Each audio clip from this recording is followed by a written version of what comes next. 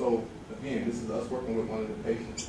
I mean, that's the doctor working the patient up. So I'm just giving you a vision. I want you just to imagine how it really went.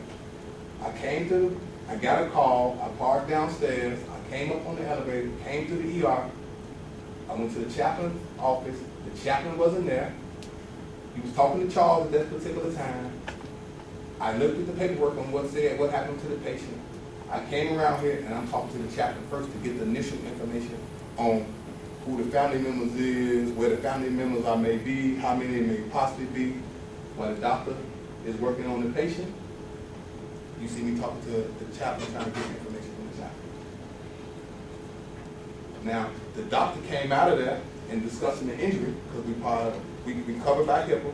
So the doctor come out, he may discuss what the nature of the whole case may be, where, hey, he got a gunshot wound to his thigh, his head, his butt, whatever it is.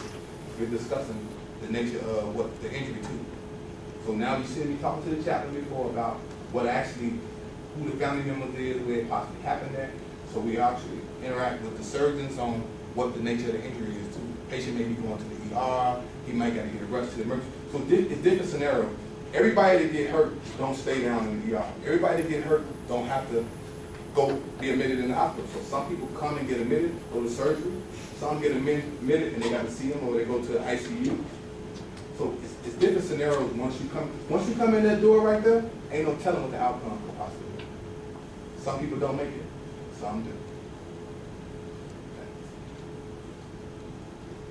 So this is me with my hand on my head, because I always.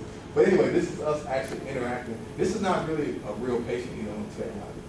This is Kobe. Did you know that? Oh, I did.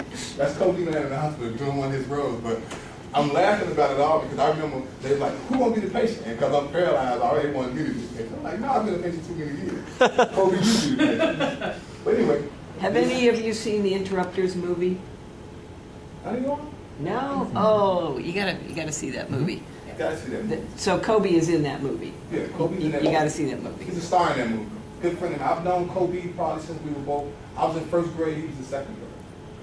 So we got a lot of years in history of knowing. I know what role, what key individual role he could play. I know some of the things he know. And again, that gives you a capture of how, from the hospital to the community, how Ceasefire really works. We don't just come to the hospital and get the information, and we do right there. So what kinds of things? So if you were talking with a patient, what might you be talking about, or what are you trying to? Okay, so can we finish this? Oh, sure, sorry. If you don't mind. No, please. I'll answer it now. So this gives you an idea. When we talking to the patient, we make different referrals on. I think I got one of the client making application forms. We're trying to find out a few things. One, we're not asking folks particulars. Particulars is this. We're not asking them who shot you, because basically that's the police job. The police job is finding out who actually hurt the patient. Our job and our focus is preventing it from being an ongoing situation. We're trying to make sure that the patient don't leave here and retaliate, whether it's him, his brother, his cousin, his friend. Because 9 times out of 10 in this population, when you hurt somebody you love, the first thought that crosses your mind is, I want to do something back to whoever it was I think did. So rather you know exactly who did it or the neighborhood we came from. A lot of people got the stereotype that it's a lot of gang-related stuff, but again, a lot of this stuff we see at the hospital is interpersonal. You mad at me, you jealous of me, you trying to rob me. So we basically talking about, when we're interviewing the patient, we want to know, we got a whole protocol list on what was your last grade you completed in school, are you employed, do you have insurance, do you think it's going to be a threat on you or your family if you go back home? So there's a lot of key things we're trying to make sure. And again, like the doctor said, you can't just work with the patient, you got to work with the whole family and the community. So this is us interacting with the patient. Next. So again, based on the nature of the case, it could be, and I'm telling you this, and I'm not exaggerating this, and the doctor could add to this if she liked. There are different cases and different scenarios where it could be a case where don't nobody come. It could be a case where it's 100 people standing outside. Literally. It could be a case where it's 50 people. And everybody's somebody when you come into the hospital. Everybody come in saying, my brother was hurt, my cousin was hurt, my husband was hurt, my boyfriend. Everybody the wife. So could you imagine I'm trying to figure out who the real girlfriend is? You know what I'm saying? I'm telling you, this is the truth. So again, we got something, we got a process we do, and this is just the quiet room. And again, people do not want to go in that quiet room. Behind this door number 1 right here, Doc, you want to explain to them what's happening behind this door if you have to happen to go behind that door? So remember in the beginning we said that some people go home, some people go to the hospital and stay upstairs, some go in the sickest part of the hospital, the intensive care unit, and some people don't make it, meaning they expire, they die from their injuries. And behind that door, on the other side of the quiet room, is a temporary morgue. So a morgue is where the bodies are kept until they're taken to, in this case, down to the medical examiner's office so that the absolute cause of death can be determined. And we do make an effort when the loved one has been lost to try to let the family see the patient. But the first step is to give them that bad news. And so a lot of times the reason people don't want to be in the quiet room is because they know from experience or from other people's experience that we're probably going to give some bad news.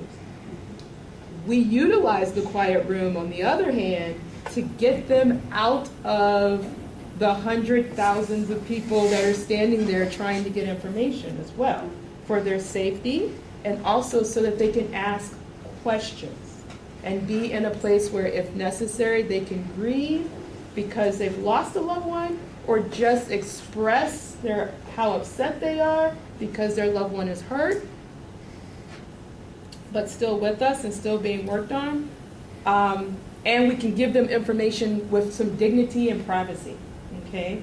Sometimes, and I can tell you firsthand, that sometimes when 50 people show up, not all 50 people are there because of positive thoughts, okay? I used to train here before I was a boss, a doctor, attending doctor. I was a trainee here. And there were days where I would bring in patients would come in, we'd take care of them, and we'd know their name, and they'd go on our medical list, and the next day we'd go home, sign them out to our partners. We'd come back the third day, and their name is nowhere on the list because one of those 50 people wasn't really there to make sure they're okay, okay? So we'd have to change their name and give them a John Doe, if you will. One of the things that having Ceasefire involved has done has really allowed us to know who to talk to, and everybody else, go ask family, go ask somebody else. We can't give you any information. For the patient's safety, the family's safety, and for their dignity. It's hard to have your basic everyday, the things that you think about every day. You get up every morning, if you wear makeup, you put on makeup, you do your hair, you put on your favorite jeans, you go outside and you feel good about yourself. In the hospital, you have a robe on, no underwear. People are asking you about, have you peed today? Have you passed gas today? And can I look at your wounds? And so we're stripping them down every day. So the least we can give them back is their dignity, that power that, yes, I'm in the hospital, yes, I'm hurt, but I'm still an important person. And so sometimes the quiet room is just a good place to have the mother or the brother or the wife or the husband to just not be in a crowd and have other people watching them grieve or watching them go through the process of emotion because their loved one is seriously injured. So in this same quiet room, and I want to echo some of the things that Doc said was,